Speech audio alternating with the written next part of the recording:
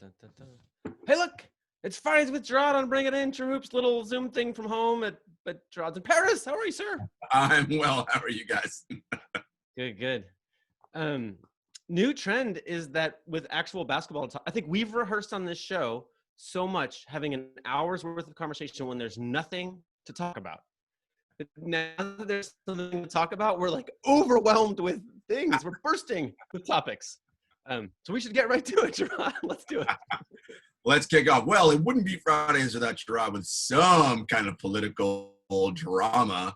So obviously there's this article out here that Trump says he wants to use sheriffs as poll watchers on election day, right? And one, that's clearly the move of a man who believes he's losing an election.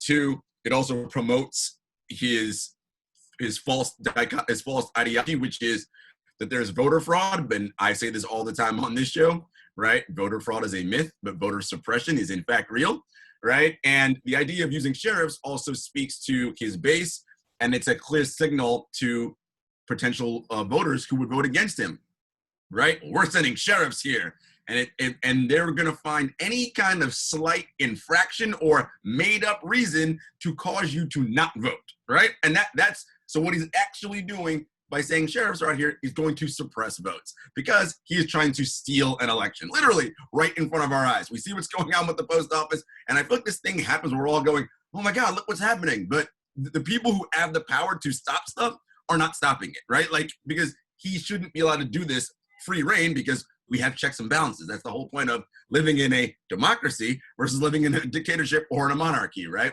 But anyway, folks, make sure November you're registered, get out there, vote. Do what we can do to get this demagogue out of the White House. And Rod, I want your 5 seconds. I want to say Masai Ujiri knows a thing or two about sheriffs. He sure does. He sure does. That's good. Okay, so the New York Times has an article today regarding, they did a cool study of like communities in the area and who was wearing a mask. And I want to give you a quick quote from the article. Nearly 1 in 3 men were walking around unmasked, while only about 1 in 6 women were. Damir Atovchevich, 53 and out of work waiter sitting on a bench in Astoria, Queens, with his mask around his chin, was surprised to hear it, but he was quick to offer a possible reason. And true fans will like this part. Probably they have to be macho, quote. That's what he said. They don't want women to see them cover their faces, he said. Like how they show the muscles, the same thing. And I just the headline alone, I thought of. I hope he was wearing a muscle shirt. Right. That's true. I thought of Judy dealing with us men, and but macho was not how you describe any of us. Meanwhile, I was on a college campus all weekend. Kids are wearing masks all over the place. Adults are wearing masks all over the place because they want those kids to not leave school and take their money with them. Like, men, as bad as we are, can we just stop? If you're outside and no one's around you, don't wear a mask. I don't wear a mask outside in front of my driveway, whatever. But if I'm in a crowded place like New York City, I don't care where you are, put on a mask in a crowded location and then go to a less crowded location outside and take it off. Always wear it inside, and we can really get back to some kind of normal at some point in the next few months. Thank you, David. Adam Silver was on TV briefly last night during the NBA draft lottery and kind of confirmed what we have reported on TrueHoop, which is that the league's not opening December 1st. And then he said something that kind of shocked me. He said, I prefer to open when we have fans in the stands. Well, we've had a lot of experts on the show. Zach Binney, the people from the Flat Track Derby Association, who are like, that's the last step of reopening everything in society is a stadium full of people. So number one, Adam's really smart. Maybe he knows some science. We don't know. The NBA is really on the cutting edge of testing. Maybe all of our problems are going away sooner than we thought. Now, I mean, he's talking about a matter of months from now, right? Like he's not opening in a year. Amazing news on the one hand. Number two, they're actively negotiating the next collective bargaining agreement. This could be a position he's taking where he's basically saying like, oh, woe is us, the owners. We can't afford anything without fans in the stands. We're really hurting. So that could be a position he's taking. But number three, the thing that really struck me was somehow, through some magic wand of justice, it must not be that there are fans in the stands before schools are all supplied with everything they need. Like, schools need to open before stadiums open, period. Like, it's just an outrage to me. They got away with jumping in line for all the tests for what they're doing now in sports, but this thing right here, if we have fans in the stands before we have every school in America functioning 100%, like that's ridiculous. How are schools not already functioning when we had this lead up time to know what the hell's going on? We'll still go back. We'll still go back, Jarod. All right. So we see what's going on with college sports. And my friend Amy Trask, who used to be a high up in the Raiders, she's in football media now, says some think there should be college football. Some don't. That difference of opinion aside, a school that doesn't allow students back but does play football can no longer maintain that players are student athletes. Because if students aren't allowed, ellipsis, you see what I mean? Right? I thought I'd add that for effect there. And Amy's hilarious. And actually, we should get her on the show. I love her. She's wonderful. Good. This is what's happening. Like, the NCAA is such a hypocritical organization, and they're telling on themselves at every turn, right? There's testimony that goes back during the Ed O'Bannon case when Mark Emmert said, oh, well, look, we can't have students get paid because then the student athletes get paid because then they won't live with the other students, and it's going to cause this separation. Well, you're proposing bubbles where student athletes do what? Live away from regular students. So you're talking out both sides of your mouth here and contradicting yourself. We know what this is about. This is a money grab, and the people in charge don't give a shit about the unpaid labor, right? He's just like, we need to get this money in here so all of us can keep our lifestyles as exists, and we don't really care about you student athletes. And the reality is we don't know the future of this disease because another player recently was discovered that he has a COVID-related heart disease, a quarterback in football. So this is a problem.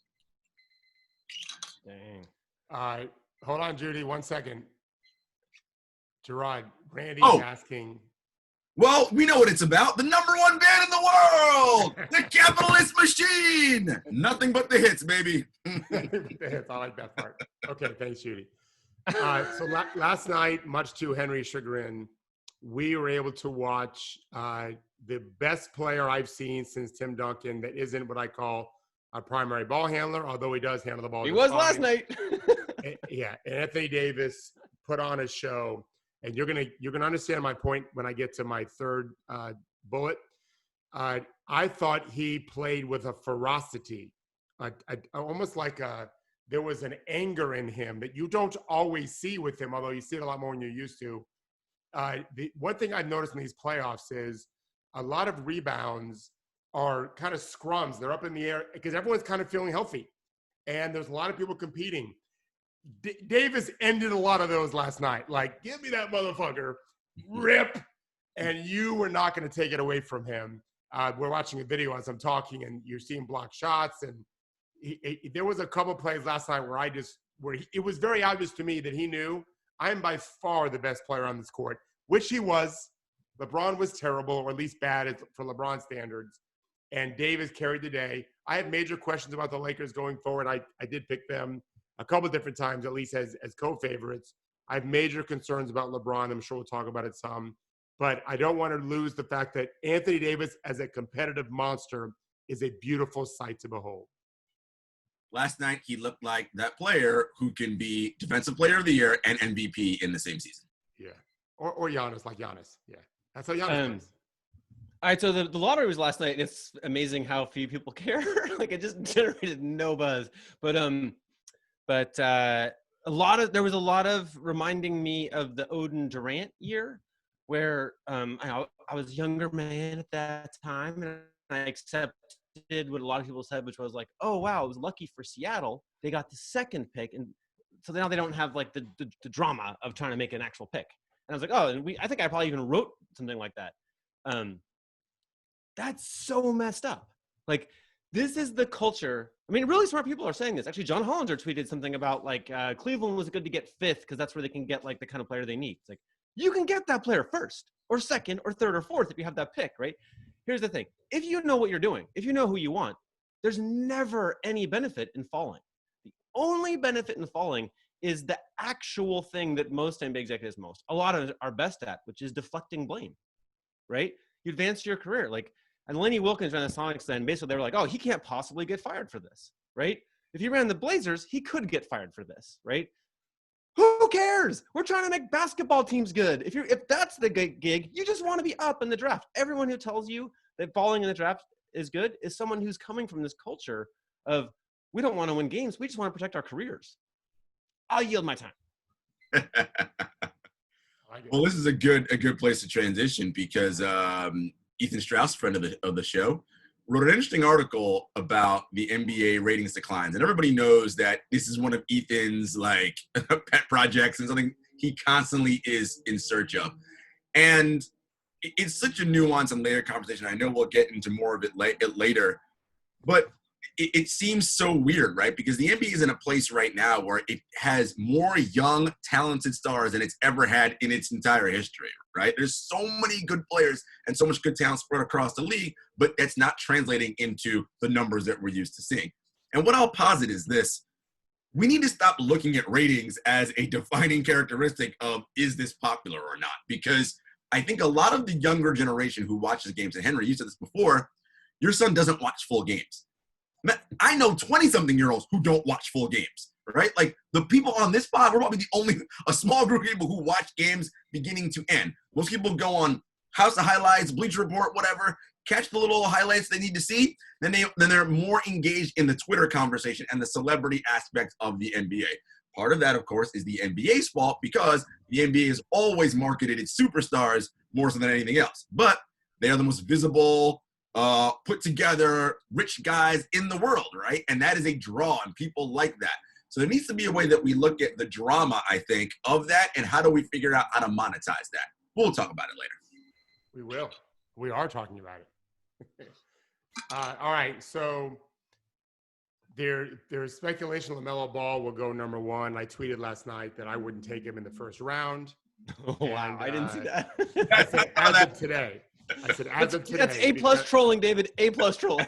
Right. As of today, I would not. I said the same about Lonzo Ball back in the day, and I actually love Lonzo's game. I don't know what I like about LaMelo's game. He can't shoot, he can't defend. Although they're acting like he can defend, I'm not convinced he can. But that's okay. He's young. He is coming with huge baggage. Unfortunately, you never want to punish the son for the sins of the dad. But let's face it, the first time his coach, his manager, or the superstar on whatever team he goes to, or the best player, does something that his dad doesn't like, it's going to be on all the airwaves. And every teammate's going to know about it. And it's going to be a thing. And I need to see some growth. And here's the biggest thing.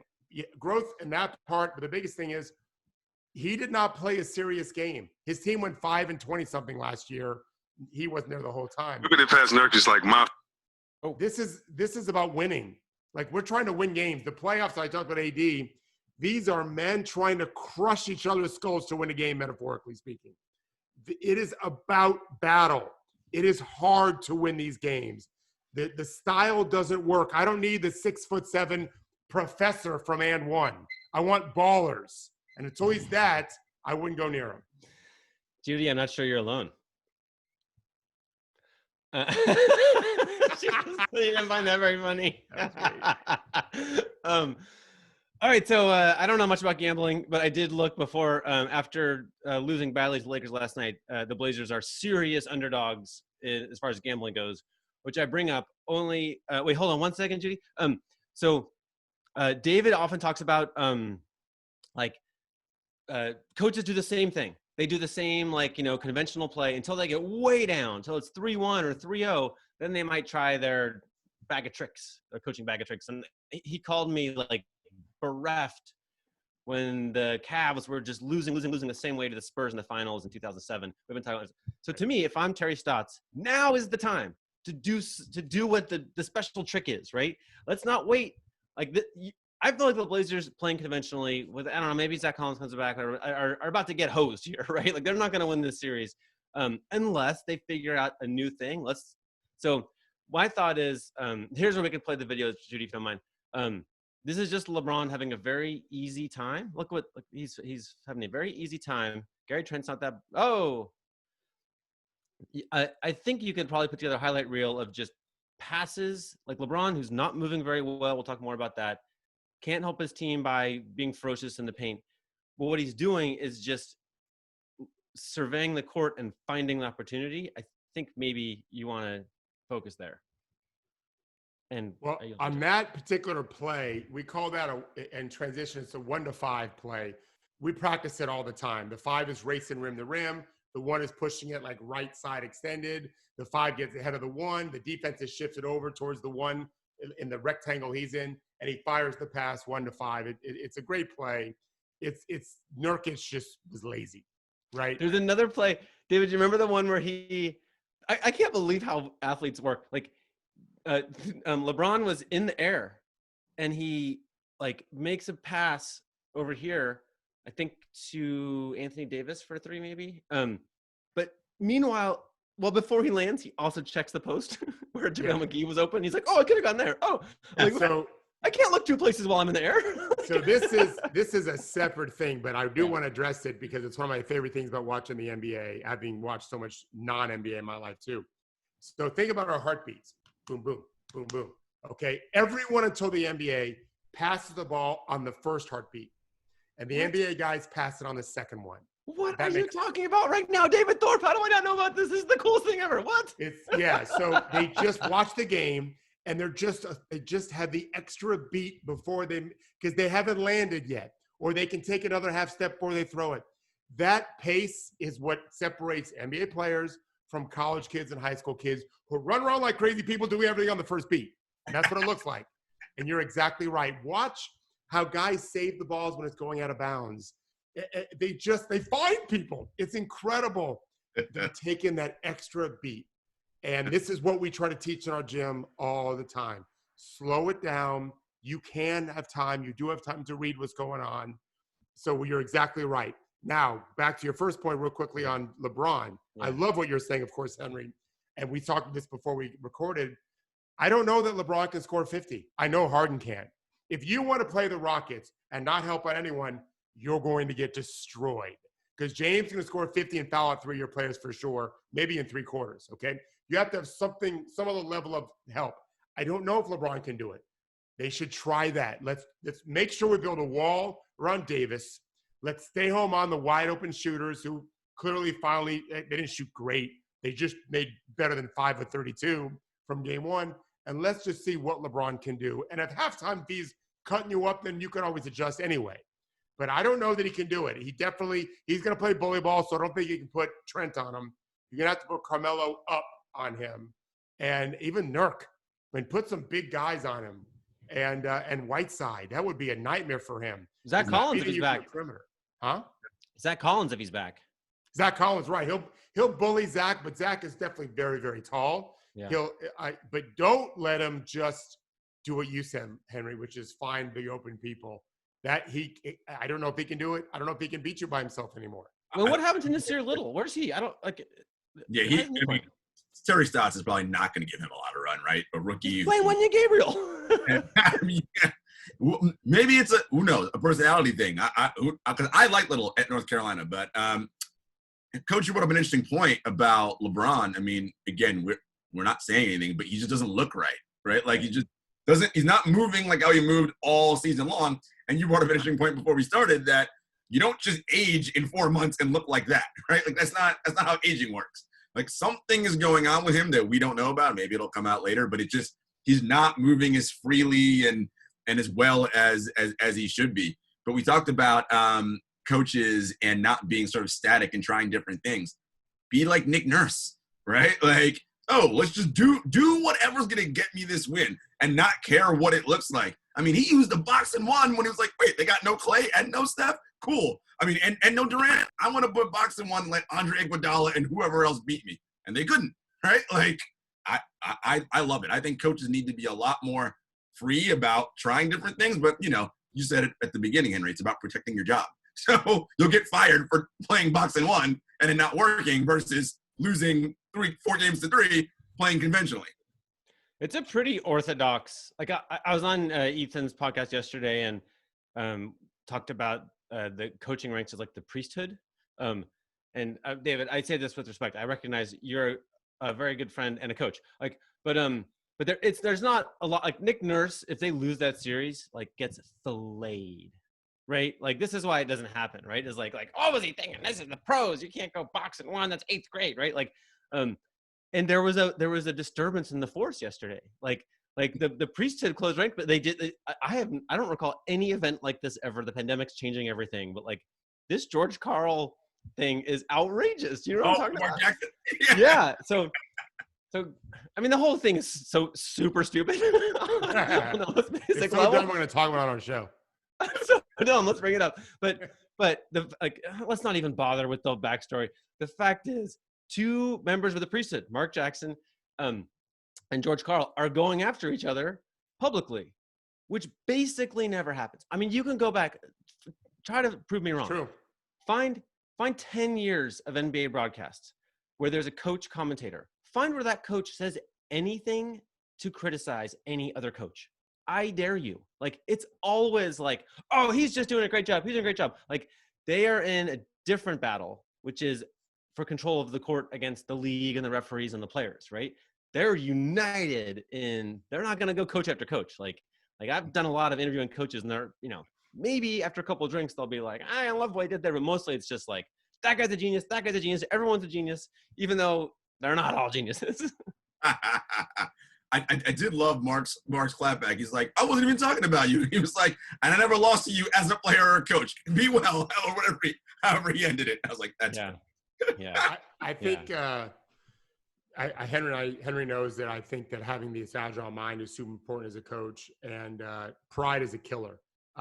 Zach Lowe had the line of the podcast season so far in the playoffs when he said yesterday to our buddy Kevin Arnovitz, you can't be what is the word? Doctrinaire. Doctrinaire. I tweeted this actually.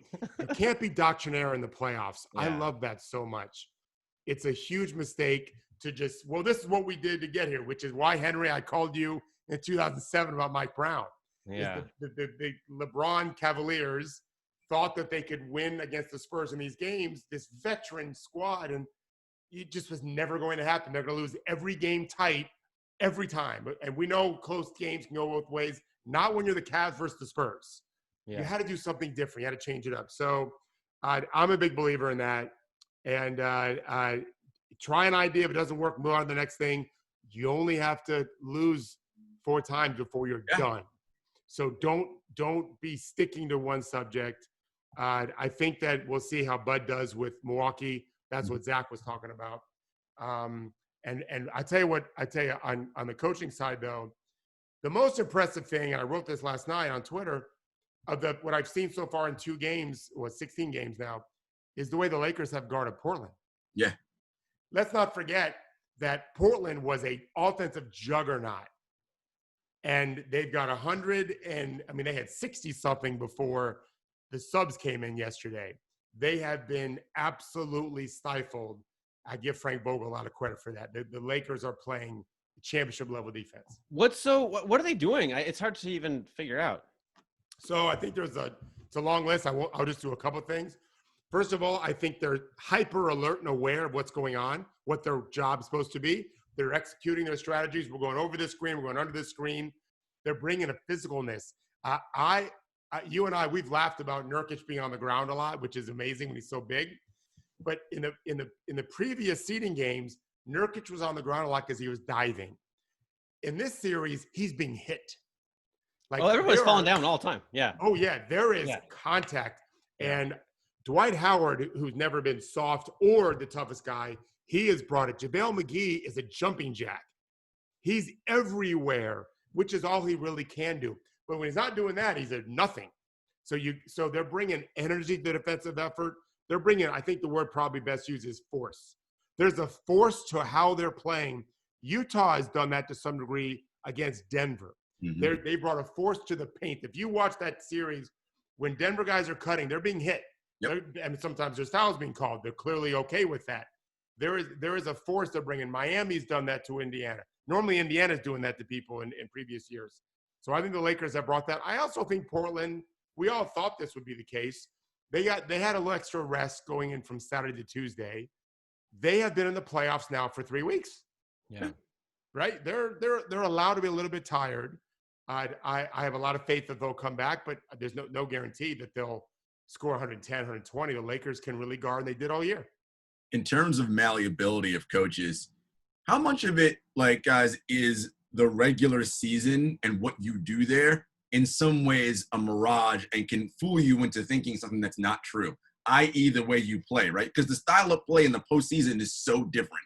And you don't have those 7, 10, 12 games, however many they are, against, no disrespect to the Phoenix Suns or those like bottom feeding teams who just aren't very good. All of a sudden, you're playing everybody who gives a shit and who's trying. And so your first option, it's not only working at the same effectiveness as it was in the regular season. Now I got to go to B and C. And how many coaches are not able to make that transition into B and C? You know what I'm saying?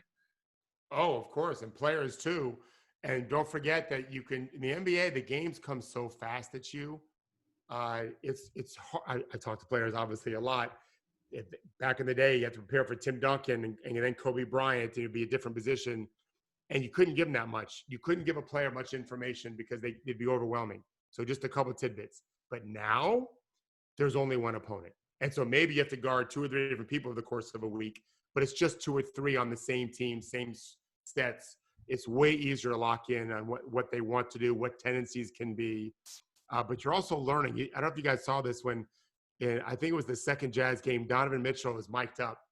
And he's just talking, but he said something like, "Ooh, I learned something. I see something." Right? I don't know what he's talking about and how true it was, but that is true. In fact, that it's definitely true. Oh yeah, they can pick things He up. definitely like, saw hey, something. yeah, like playing poker. Oh, I know his tell, right? Yeah. And they're watching a lot of tape. And I tell you what, coaches on the assistant level, this is when they make their money. They take a lot of pride in their game prep.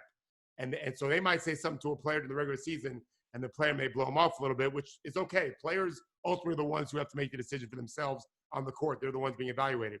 But in the playoffs, the coach is going to say, wait a second now, I watched tape all night for 3 straight nights. I'm giving you gold here. They wouldn't do that in the regular season the way they'll do it in the playoffs.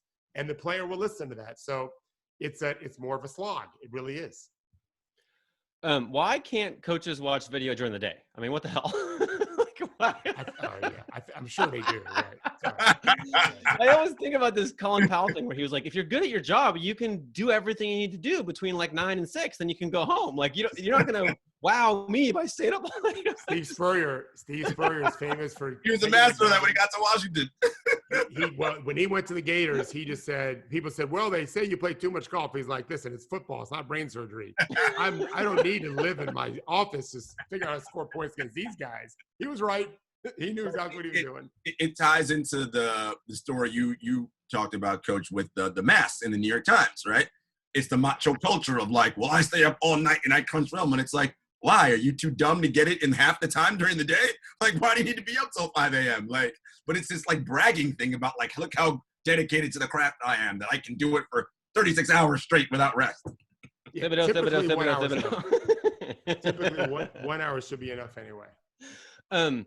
As to the point of like the NBA coaching ranks are a little hesitant about innovation. I mean, I think I've probably read 10 articles about the Warriors change their starting lineup in the finals, right? But let's be honest, what happened here? Like, they decided to play the best lineup ever. And we're like, oh my God, this crazy idea. They did they're so wacky. It came from the video guy. Who could have thought it? It's like, it's the best fucking basketball lineup ever.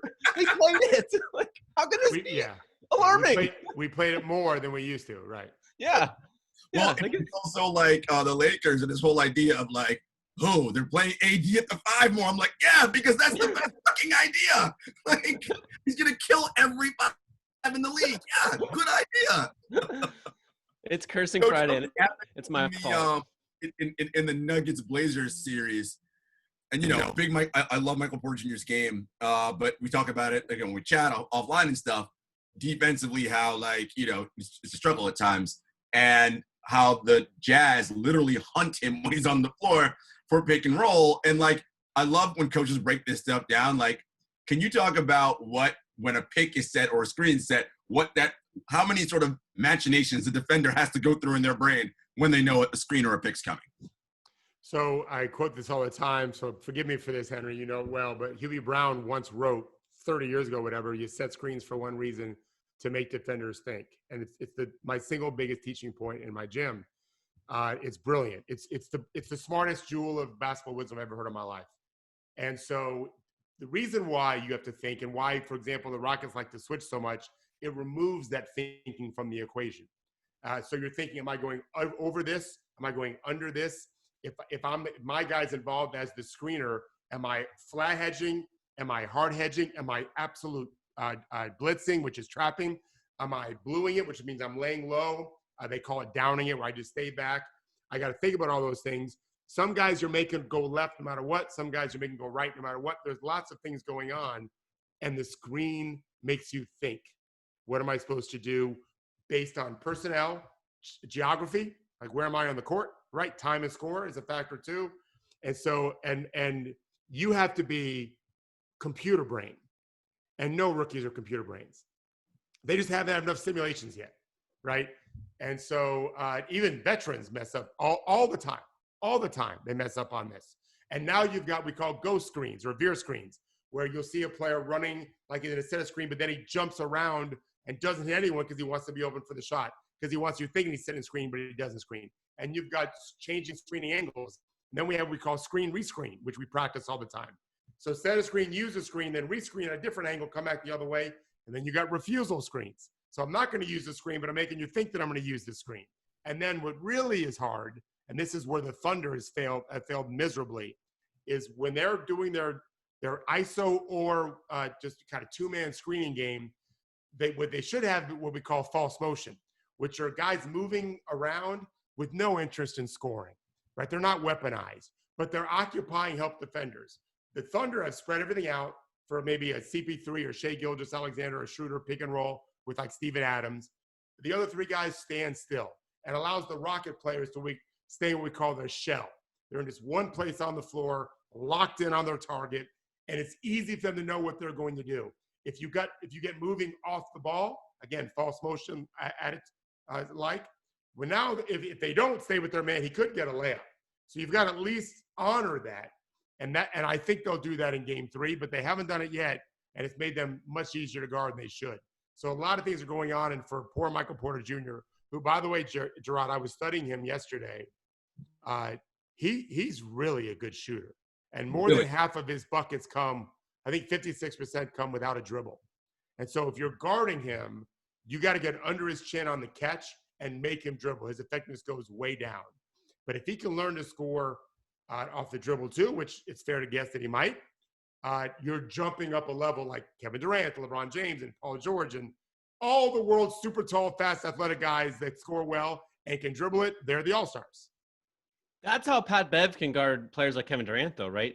Yeah. That under the chin thing you just said, right? Because now they got to be. So this is where people have messed up guys on TV. If you listen to Barkley or whatever, they think you're settling when you're 15 feet away from the basket and you're a foot and a half taller than the guy you're going up against. If you just turn and shoot, they're wrong.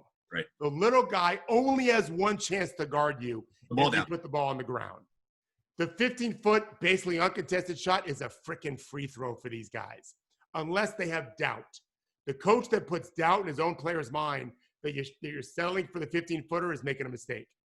The guy that just turns and scores, when you put him with the small guy, I'm going to have to put a tall guy on you soon, because he'll Dirk Nowitzki to me to death from the 15-foot shot if I put Pat Bev. So the guys like Kevin Durant against Pat Bev, who really does get under the chin, Pat Bev has no shot if you turn and shoot it.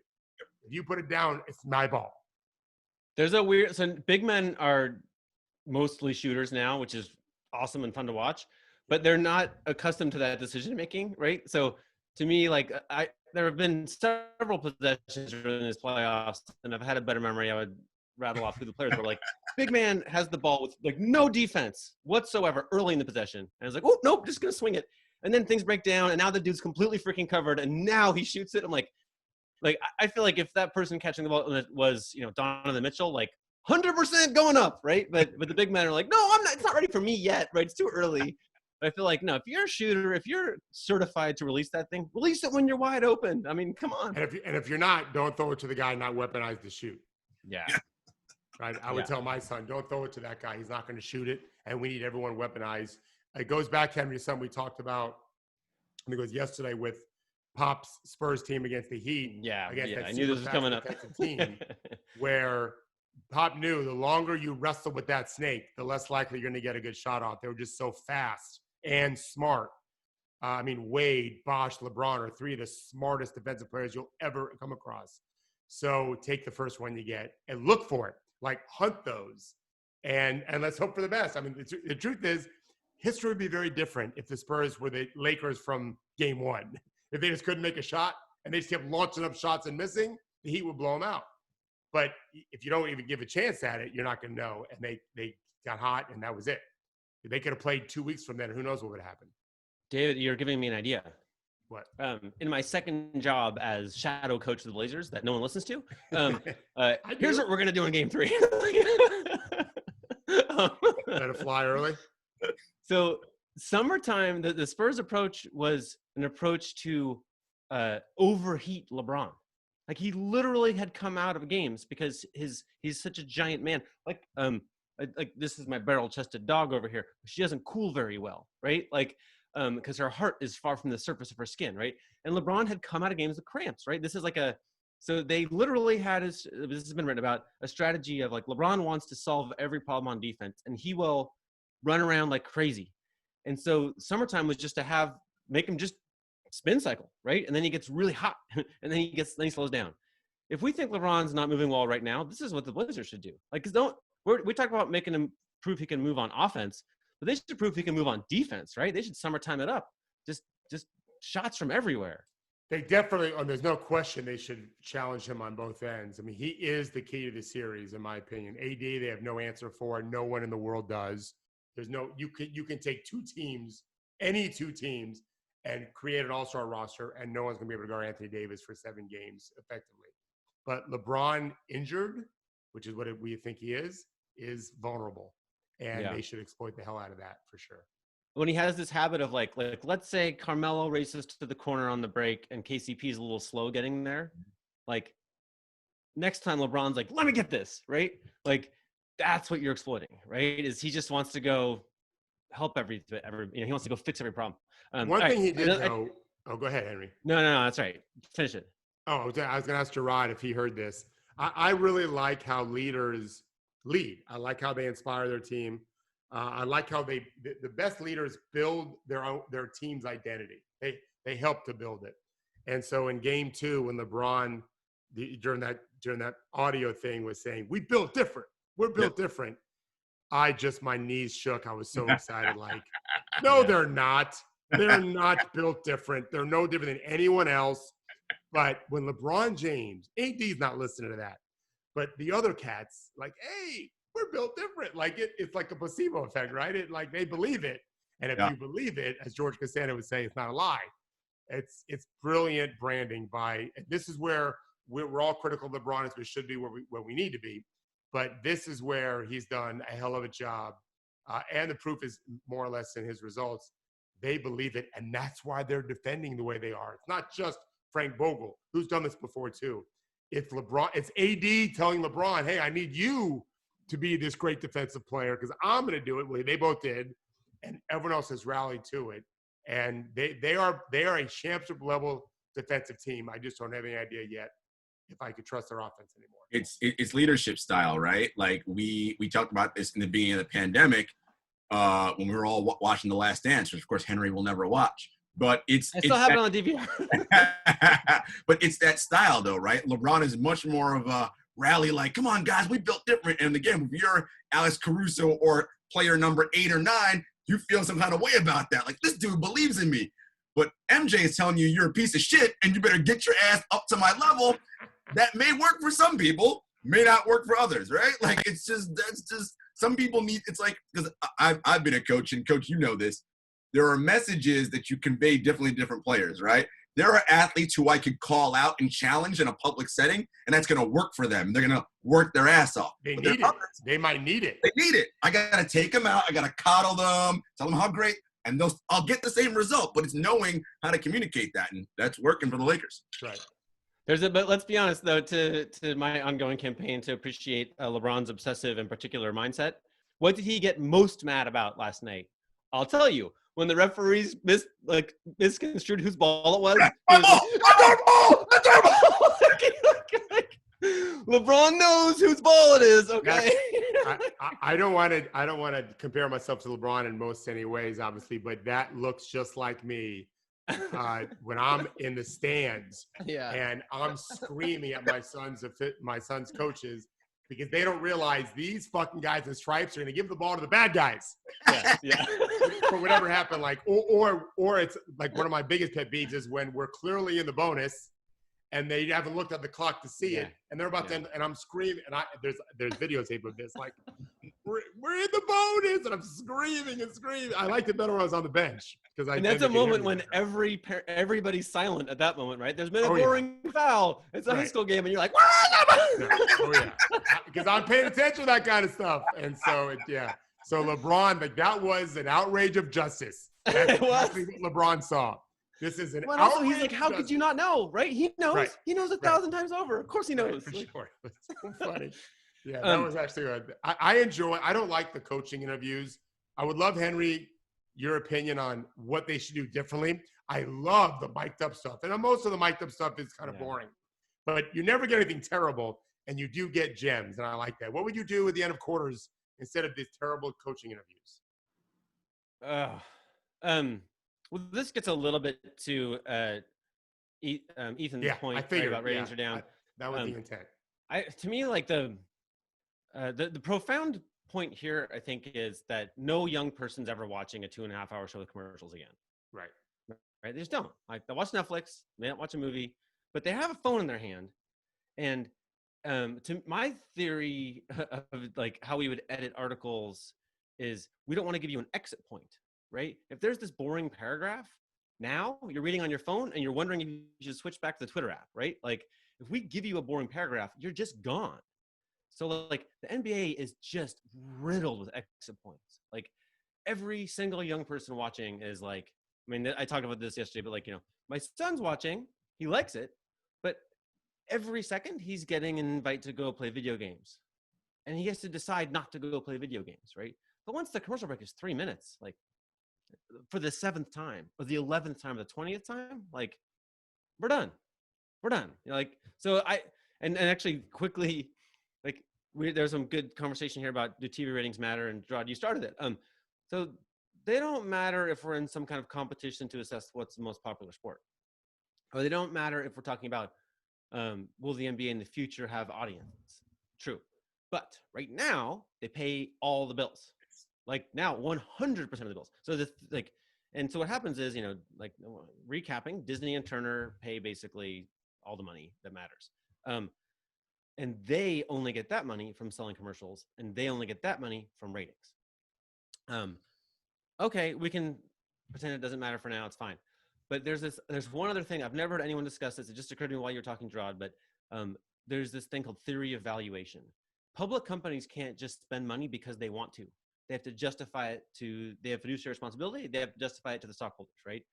Disney can't just say, we think it's worth $50 billion for the next TV rights deal. Right. They have to justify it. And the ratings are the theory of valuation, right? They can't just go in the hole. And they've been losing money on this deal, like, rest assured. So maybe there are privately held companies that would be able to fork over giant amounts of money. But I think somebody who's going to pay the NBA's bills future has to have a theory of valuation, and I can't conceive of one right now that doesn't hinge on ratings. I could be wrong. People are thinking of new things all the time, but I think it is absolutely critical to paying LeBron's salary. Maybe it's how we measure the amount of viewers we get, right? Like, I have to deep dive into, like, how ratings work, like, on your set-box tops. Like, how long is it? Are you sitting actually on the product? Is it just turning it on, or is it no? You have to make it past quarter one. Like, I don't know.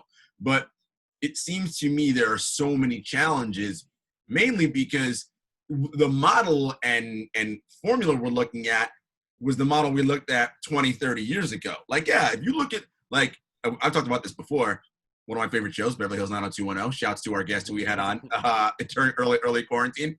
You look at the episode of that show during season 5, and it had like a 22.5 rating. That is insanity. Like, what live thing besides football gets 22.5 ratings? That's crazy talk. But that was a TV show about rich teens doing stupid shit, getting that kind of ratings, right? Like, how do we how do we quantify that now in 2020, right? Like, how do we get the NBA to drive something somewhat similar? And I just don't know a regular season game can do that. Well, and I mean, it certainly can. But also, I think, though, like, the money goes with the ratings, like, full stop. So, like, even if it's an imperfect measure or it's not measuring popularity, it doesn't matter. It's measuring the money, right? It's they literally have the meetings where they're like, oh, we got this many 18 to 49 males, and so we're gonna get this much money, blah, blah. And then if they didn't deliver that many people, they're gonna have to hand over more inventory in the future to make up for it, right? And like, this is the NBA's business problem. Can I just totally change topics one more time? Oh, we were good. I don't watch college basketball, so when the draft comes around, I'm playing catch up, right? That's just how it is. And I'm very lucky to know people like David and a bunch of others who can inform me so I can be caught up by draft day, but I'm playing catch up. Chad Ford would come on regularly on Troop TV, and we'd talk. He would be like informing us about what's coming up. And then, one year, you can probably figure out what year it was. He's like, oh, and there is this guy, Joel Embiid, who's giant, an extremely efficient scorer, a good defender, and he can shoot probably out of 3-point line. And he might be like top 5. And I just like, who else was in that draft? I'm blanking now. But just, I never even seen him play. But like, I'm just like, Chad, like, stop it. Like, if those things you just said are true, like, of course he's going to be the best player in the draft, right? Like maybe he's injured, maybe whatever. Like, but so anyway, so I had a little bit of that. I know very little about this year, but I know that we watched the little, 6 seconds of highlights last night. What did they say about James Wiseman? Like, he's blatantly super athletic. He's super long, and the only question is, can he shoot threes or not? Which means he can definitely shoot twos. I'm like, yeah, give me that one. Like, I'm calling it now.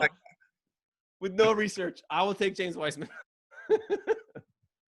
Henry, that was the Wiggins draft. It was Jabari, Aaron Gordon, Julius Randle, Saric, Zach LaVine. Okay, thank you for the research. I think if I may be wrong, but I think Weissman's also like maybe brilliant. Yeah, that's what they said. Is that no? I mean, like really crazy smart. Yeah. Yeah, like they're.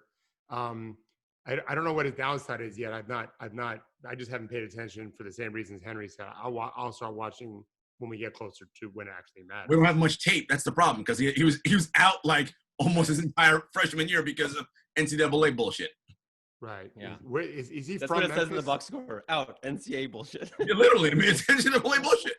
Yeah. Is he? Do you know where he was in high school? He played in Memphis because there was that whole thing about Penny Hardaway coaches like whatever team and then whatever, That's what I thought. Yeah. To me, this league it's such a fight. The talent is extreme. You've got to bring it. You've got to have a capacity for high level of work, a highly competitive. And I don't have anything against you if you're not the most competitive person on the planet. My son definitely isn't. I love that about him. Like, there's a decency about my son that I would never change forever. No one would ever mistake him for being like a Kobe cutthroat guy. It doesn't make him the best basketball player. I'm very proud of him for the fact that he is who he is. But in this sport, like, did you guys watch the Mavs against the Clippers? Luka is violently ill if something goes wrong for him or his team. And this is how most of them are. They have to be. It's hard. This is a really hard sport. Training is hard. Rehab is hard. A lot of it's hard. And the other guys are really damn good, and you could be embarrassed all the time. That's never fun. But watching Luka play, it hits me. I let his game kind of wash over me, because if you want to be critical of his game, you're going to have a hard time finding anything. So just let him appeal to you, and you realize at the end of the day, he just wants to beat your brains in. And so whatever he can do to do that, he's going to do. He's not so athletic, although his deceleration is amazing. It's competitive as hell. And so if you want to be in that league and play with those guys, and we all know about LeBron, thanks to people like Henry, like, you better have an incredibly competitive streak in you, and not just in games. If you only show it in games, you have reached your limit, your ceiling way too early. And I think a guy like J.R. Smith, who's worked on his body and his shooting, he could have been even better had he been that competitive daily. and I'm not convinced that he was. And I think he left a lot on the table. He says, I saw him in high school. Crazy, crazy talented player. Luka wants to kill you. LaMelo Ball, I think he's trying to sell whatever disease. I don't know if he's on Facebook anymore. I don't know. I just never got the impression it was only about winning for him. And I struggle in swallowing that. Well, think about it, Coach. That's what makes a player like Patrick Beverley who he is, right? Like, you can't tell Patrick Beverley he's not, like, the best player on the court. He's like, of course I fucking am. Like, right? Like, he just, like. But I'm telling you, that is common. Reggie Jackson is convinced he's the best one-on-one player in the world. Yeah. And for many years, he was really damn good in one-on-one. and he thought that before he was, and that's what helped get him to where he was. He made a lot of money. You have to have an ego that way. Doesn't mean you can't be humble. Also, like, I think LeBron is very humble. And what I mean by that is this. This is actually very common in the NBA that the average fan doesn't know. It's one of my favorite things about being a basketball coach for as long as I've been. My best players have always been the most willing to recognize talent on the other side. They didn't care if you're white. They don't care if you're short or tall or from another country or whatever. But they say game recognizes game, whatever. The stars know how good those other guys are. And they would tell their own team, if we don't really bring it, those guys you think that look soft are going to crush us. They made it to the finals for a reason, or they're ranked top 25 for a reason, or whatever. And LeBron absolutely respects his opponents. He still thinks he's the best player, just like Reggie Jackson does. You need that, but you better bring it also. That fight, that energy is super important. Underrated part of the playoffs is pacifist David Thorpe has a couple little breaches where suddenly he's a little less pacifist. Yeah, true. It was my go-to move when I was a young coach of just if I can get my guys to breathe fire, and it worked. Like, I was good. I was good at that. I could get if I can get my assistant coaches to kind of shake a little bit like a preacher, I was there. Yeah. You talked about it, Coach, with inspiring. Luka's done that for the Mavs players, and we said if you're going to catch the Clippers round one, I'm not saying they're going to win, but round one's around to do it. Trey Burke is out here believing. Dorian Finney-Smith is out here believing. Like, they got that, like, peacock, like, strutting their chest out. Like, they're feeling good. It's like playing with Dame. When you're playing with Dame, you know magic is likely to happen. How much it happens will dictate if you're going to lose. But something magical is going to happen. Henry even believes it. Henry texted me late in the game last night when the team pretty much emptied the benches. Henry wrote, I don't think the Blazers are going to come back now. And I know he's kidding around. Yeah. I know he's kidding around. But the idea that Dame's on our team and might make 9 straight threes in a quarter, 8 straight threes, is real. Like, that's palpable. That they feel that and they feed off that as they should.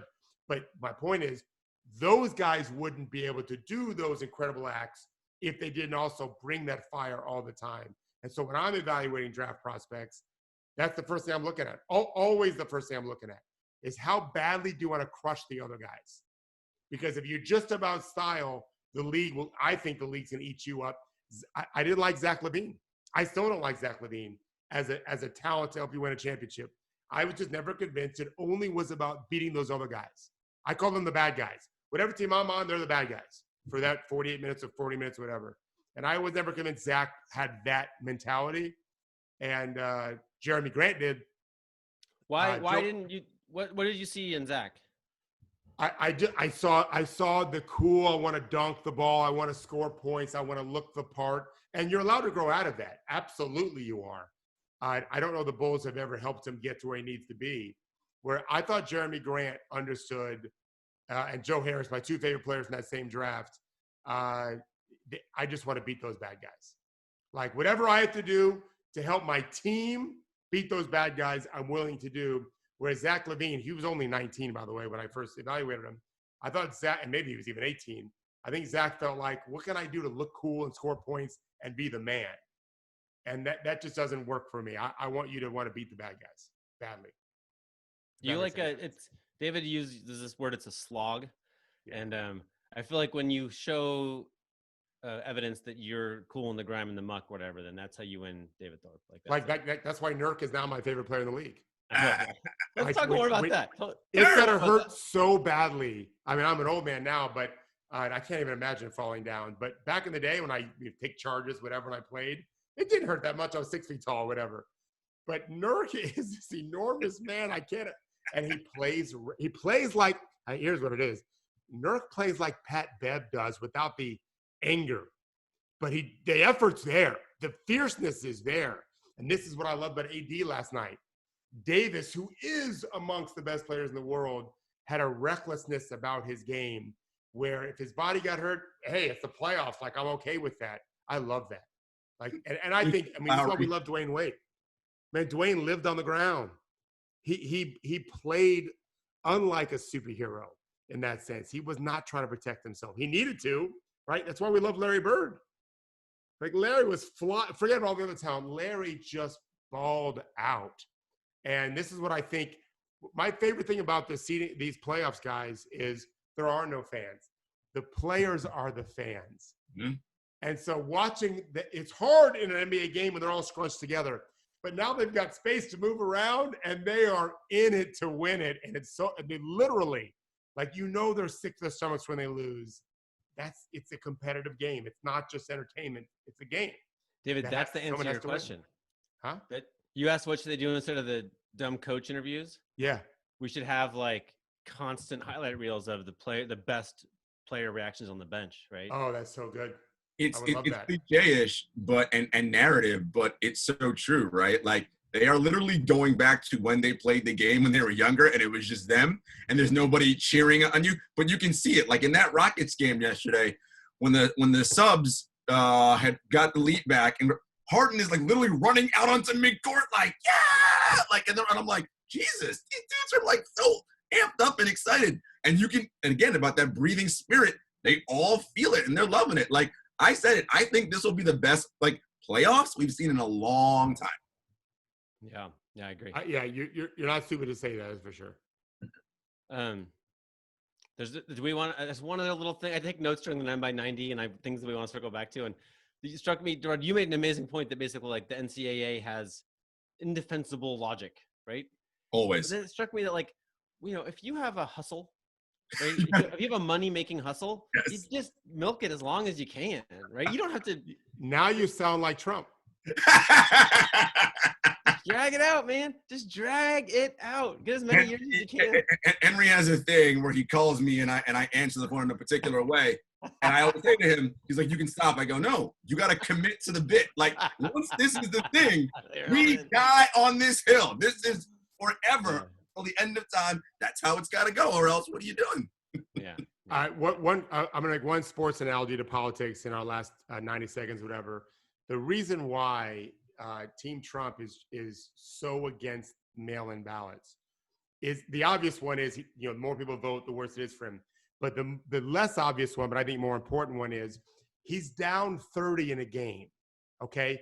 And anyone that mails in early is like the mercy rule in sports. It's over. So there's no late game surprise if you already sent your ballot in, right? If you're down 30, you need as many days as possible, or hours, minutes, to come back. And you're hoping for some kind of surprise. Biden says something stupid. The vaccine suddenly appears and everyone's healthy. The market goes double. Every job comes back. You need every day possible for that because they're down so many points. The mercy rule ends it. We have mercy rules in every sport until we get to college, basically. You're up 30 after 3 quarters, the game's over. It's a running clock, basically. So you can't come back because the clock never stops for loose balls. Dead balls, the clock still runs. They've got to have a longer period of time to come back and give some kind of surprise a chance. And anyone that, as soon as we can, you put those ballots in, no surprise will matter anymore. And that's why they're so bad out of shape about it. They're down 30. It's just everything's basketball in the end. We can connect everything to basketball. There's nothing that can't be expressed in basketball terms. That's why we love it. And look, Greg, note the note here. Greg says you should be on the show all the time. Who would disagree with that? All right, thank you guys. I think it should be a feature of the show. Yeah. I told that to Henry the other day. Judy talking about the law. Yes. Great stuff. All right, you guys. Thanks, Jarod. Thank you, David. Thanks, guys. Have a good weekend. Be safe, everyone.